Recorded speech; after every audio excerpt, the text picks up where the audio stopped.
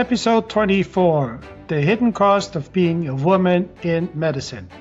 This is Legacy Lens. I'm your host, Andy Eigner.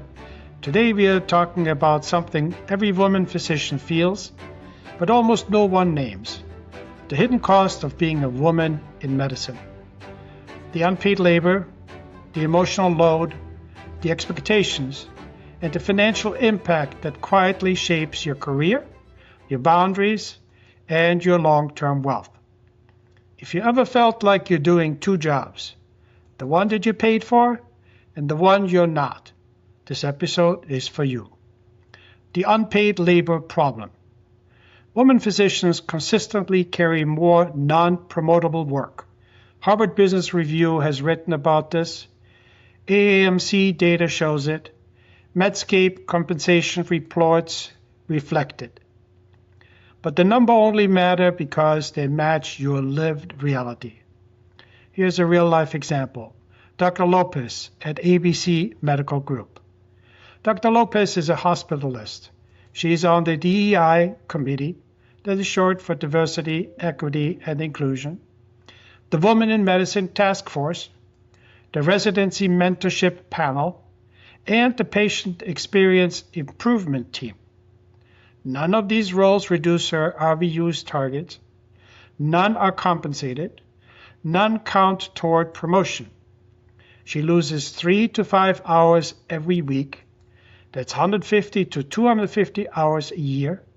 Over a decade, it's 1,500 to 2,500 hours, almost a full year of unpaid work.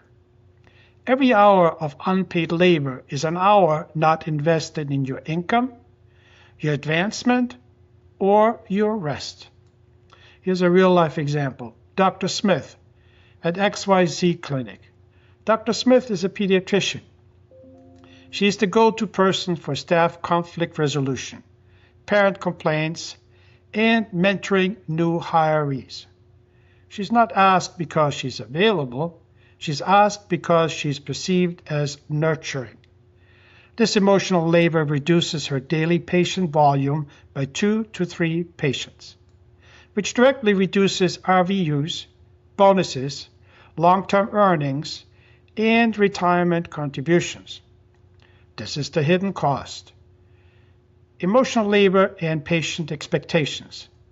Women physicians are expected to spend more time, provide more empathy, absorb more emotional distress, and handle more complex family dynamics. JAMA, the Journal of the American Medical Association, and AMA, the American Medical Association Burnout reports show this clearly. Real example, Dr. Nguyen at Coastal Health Partners. Her patients expect extra reassurance, more emotional support, more availability, more follow-up communications. She routinely runs behind because she's doing emotional labor that isn't measured, compensated, or protected. This leads to more after-hour charting, more exhaustion, lower productivity, and higher burnout risk. Here's a real-life example. Dr. Patel at Riverstone Medical. She's known for being the doctor who listens. Patients love her. Leadership praises her, but her visits run long. She sees 2 to 4 fewer patients per day than her male colleagues. Over a year, that's 400 to 800 fewer patient encounters, a massive RVU gap. Emotional labor isn't just draining, it's expensive. The long-term wealth impact.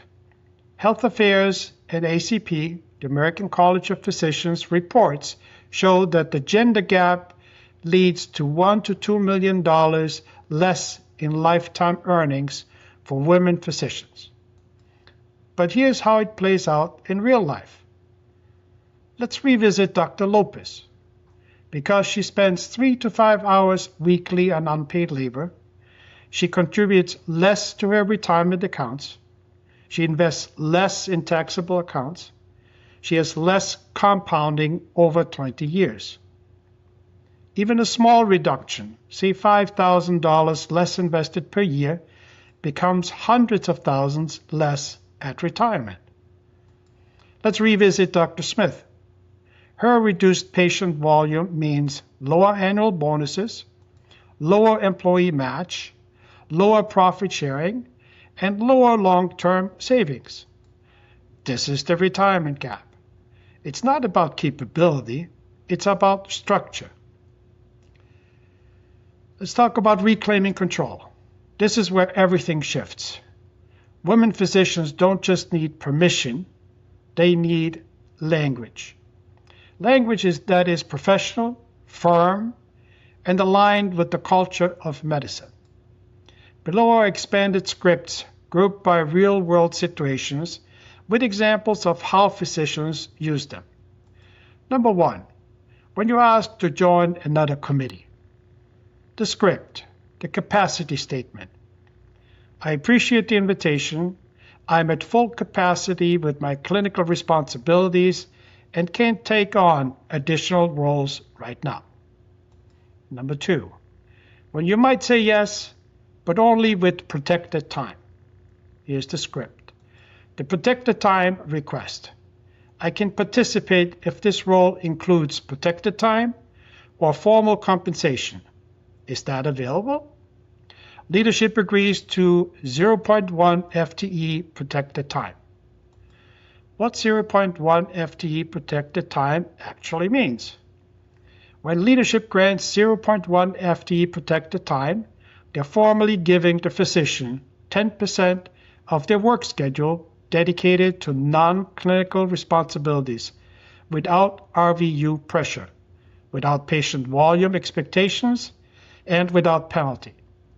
For most physicians, 0.1 FTE equals half a day per week, 4 hours per week, 16 to 20 hours per month. This is protected, recognized, compensated time. And for women physicians, protected time is one of the most powerful tools for reducing burnout and closing the hidden wealth gap. How many physicians can negotiate protected time? Start with the data, not the emotion. Over the past 6 months, I've taken on 4 to 6 hours per week of non-clinical responsibilities. To continue doing this work effectively, I'd like to discuss formal protected time. Tie the request to organizational outcomes. This work directly supports patient experience, staff retention, and quality metrics. Protected time would allow me to contribute at a sustainable level. Present a clear, reasonable ask. I'd like to request 0.1 FTE protected time, roughly half a day per week, to support these responsibilities. Offer a trial period. We can start with a 90-day trial and reassess. If the outcomes are strong, we can formalize the protected time. Show how protected time prevents burnout. Protected time would help me maintain clinical productivity while preventing burnout. It's a sustainable solution for both sides. Use the RVU alignment if needed. My current RVU targets don't allow for additional committee work. If leadership wants me involved, we'll need to adjust expectations or add protected time. Close with confidence. I'm committed to this work and want to do it well. Protected time is the structure that makes that possible. Real-life example. Dr. Smith negotiates protected time. She presents her non-clinical workload. She ties it to patient experience. She requests 0.1 FTE. She offers a 90-day trial. She frames it as a burnout prevention. She uses the RVU alignment script. She closes confidently. Leadership agrees. Her evenings open up. Her RVUs stabilize. Her burnout decreases. Her long-term wealth improves. When the request is meaningful, but the timing is wrong. This is meaningful work. My schedule is full this quarter. Can we revisit this next quarter? when you're not the right person for the task. I'm not the best fit for this initiative. You may want to consider someone whose role aligns more closely with the DEI leadership. When your RVU target makes extra work impossible. My RVU targets don't allow for additional committee work. If leadership wants me involved, we'll need to adjust expectations.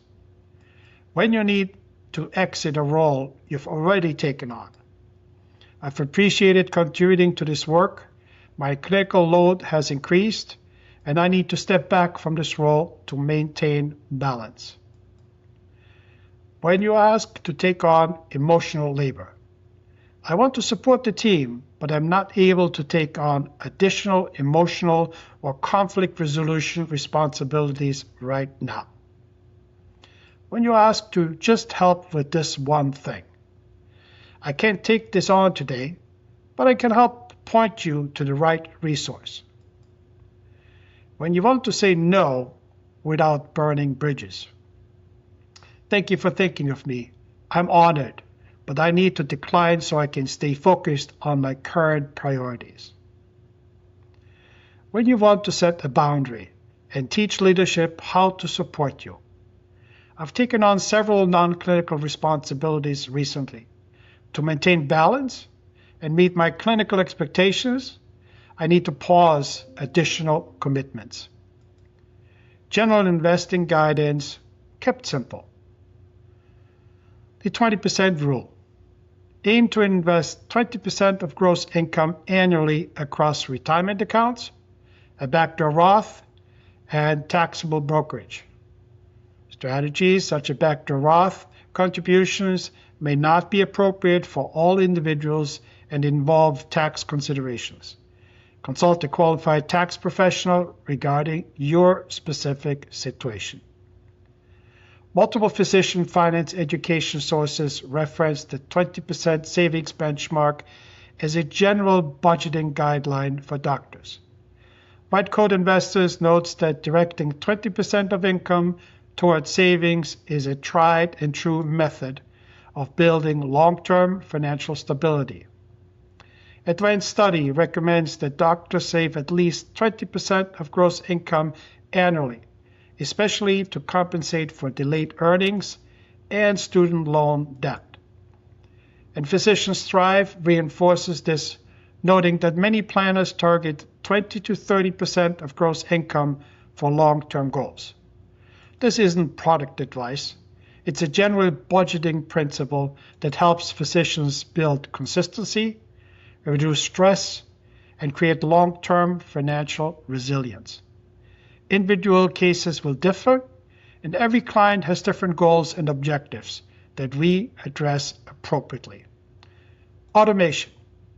Automate contributions monthly to reduce decision fatigue, protect against burnout, maintain consistency, and remove emotional barriers. Keep it simple. A diversified, long-term approach is enough. Build a burnout buffer. A 6 to 12-month liquidity fund protects against schedule changes, career transitions, unexpected burnout, and family responsibilities. This is Legacy Lens. I'm your host, Andy Eigner. Women physicians carry the emotional heartbeat of medicine, but you shouldn't carry the financial burden too. When you protect your time, when you set your boundaries, and when you invest intentionally, you reclaim your wealth, your energy, and your future. You deserve a career that honors the full weight of what you bring to the table. Thank you for listening, and I'll see you in the next episode. Thank you.